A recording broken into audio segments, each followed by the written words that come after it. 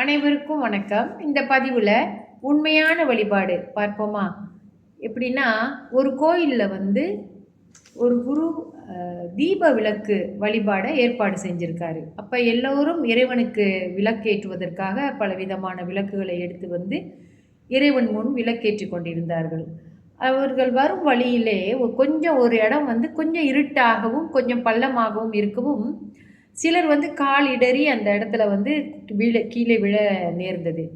இதை பார்த்து கொண்டிருந்த அந்த பக்தர் கூட்டத்தில் ஒரு ஏழை பக்தன் இருந்தான். அவர் என்ன செஞ்சார், அவர் அகல் விளக்கு எடுத்துகிட்டு வந்திருந்தார். அவர் என்ன செஞ்சாருன்னா, அந்த இருட்டாகவும் பள்ளமாகவும் இருக்கிற இடத்துல மக்கள் எல்லாம் பக்தர்கள் எல்லாம் அங்கே தானே தடுக்கி விழுறாங்க.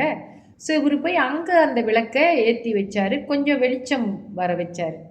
இதை பார்த்து கொண்டிருந்த அந்த விளக்கு பூஜையை ஏற்பாடு செய்த குரு அவர்கிட்ட போயிட்டு, உண்மையான வழிபாடு என்னவென்று நீ புரிந்து கொண்டாய், உன்னை நான் வணங்குகிறேன் என்று அந்த ஏழை பக்தனை அந்த குரு வணங்கினார் அப்படின்ட்டு.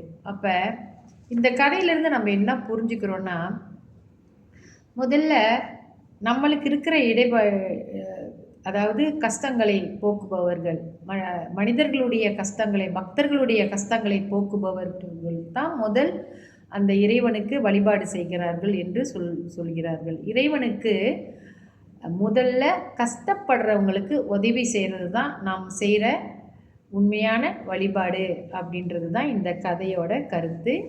நன்றி, வணக்கம்.